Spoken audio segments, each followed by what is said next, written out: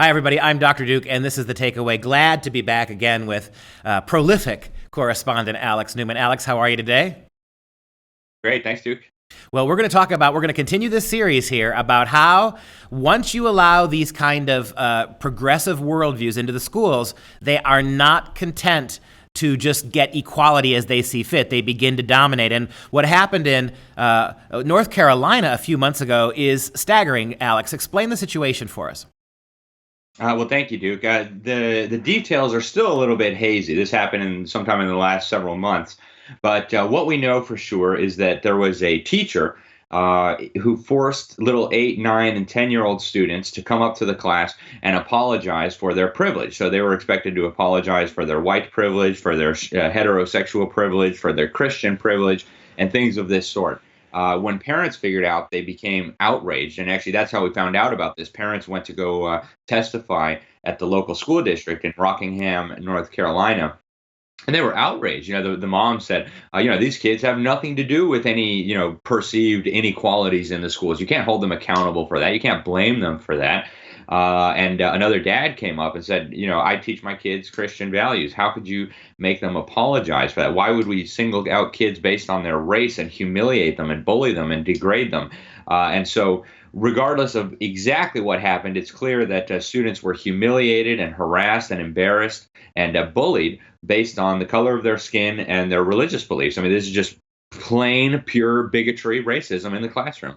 Right. This is the kind of textbook racism and bigotry that the left claims to be fighting across the board. That's the shocking thing about it, that the same left, and the same, we recall about a year ago when North Carolina was one of the few states to actually defy the federal government's Dear Colleague letter that Obama wrote to allow transgenders into the bathrooms of their choice. We recall that the governor of that state fought valiantly to keep it out. And a lot of us were saying that the minute you concede these points, the minute you concede that in elementary and middle school, little boys and little girls can switch genders, can wander into the bathrooms and the locker rooms that they want. Once you do that, once you accommodate that, then that power base is going to turn right back around. And we're seeing it in places like Rockingham, North Carolina, where little kids are actually being forced in front of their peers to apologize not only for their whiteness, which we white privilege discussions between you and I have gone back a few years, but now, and this is the key, right? It's not just white privilege now. Now kids are apologizing for their faith, right? And how long before they're apologizing for their family's income? They're apologizing for not being bisexual or homosexual. This doesn't stop now. Once the left has this toehold in, and way more than the camel's nose is under the tent here, the whole camel's in the room, and you're beginning to see the consequences. That's exactly right, Duke, and this ends nowhere good. And I think it's important to point out here too. Some of the media outlets that first reported on this contacted the principal to ask about this, and so just so that parents understand here what's going on in these schools. So while they're brainwashing your kids to feel bad about their race, their religion, whatever it is, here's the response that the principal offered, and she said, in regard to your additional requests, I can not speak on any individual. However, any allegations brought to our attention are investigated thoroughly and proper disciplinary action is taken if needed. The principal is Stephanie Ray, by the way. This is the school where this happened. She continues, again, I can not speak regarding specific individuals due to personnel law. However, the particular incident you asked about was unfounded to happen at our school. And so here you have the principal of a school doesn't know grammar, doesn't know spelling, doesn't even know how to form a proper sentence or use words correctly in a sentence. And we wonder why millions of kids, after we spend hundreds of thousands of dollars allegedly educating them, come out of the schools unable to read their own high school diploma, but ready to burn down the country and shred the Constitution. Well, it's because of this. They're not teaching the children how to read, how to write, how to do math. Instead, they're focusing on indoctrination, on brainwashing, on ripping apart the social fabric of this country. And if this doesn't stop, and I feel like I'm just on repeat, just saying it over and over again, if we don't stop this, we are going to lose our country.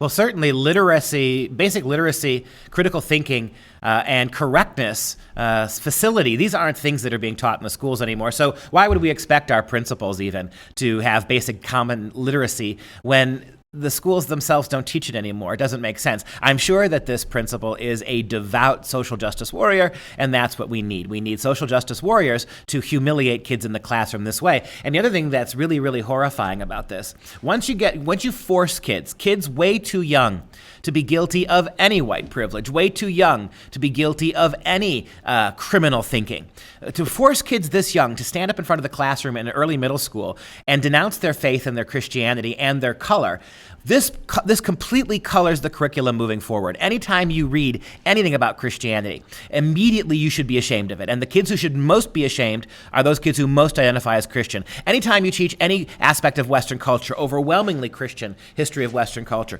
anytime you read an author or study history or talk about a movement that has anything to do with Caucasians, immediately the premise is that we're teaching you this, but you know your own privilege, you know the privilege of these people, so we're already prejudicing kids in an educational way so that their entire view of history, of culture, of books, of authors, it's completely skewed from the get-go. Now, this is worse than racist and bigoted. It's also destructive from a fundamental premise of education, which demands that we approach subjects from a sense of open-mindedness and neutrality. That's destroyed now for kids as young as elementary school. It is. And, it's interesting. The Nehemiah Institute did a survey. They found that 80% of Christian kids going into the government schools, Christian parents going to church and all the rest of it, leave the church by the time they get through the government school program. So what's happening here is a systematic indoctrination, a systematic undermining of the faith of these children, of the faith of their families, for a purpose. Right? These people are not naive. They know exactly what they're doing. They're doing it very deliberately. It's very targeted. And in fact, I heard from a South African friend yesterday, if you want to understand what's happening in your country, look at what happened to South Africa. If you want to understand where all of this is leading, look at South Africa today. It is worse than a basket case. It's on the edge of the abyss. And we're seeing the same exact kind of hostility to Christianity, to Western civilization, to Western culture, to proper grammar, to critical thinking, to statues. It's all being replayed here, and the consequences are going to be absolutely horrifying.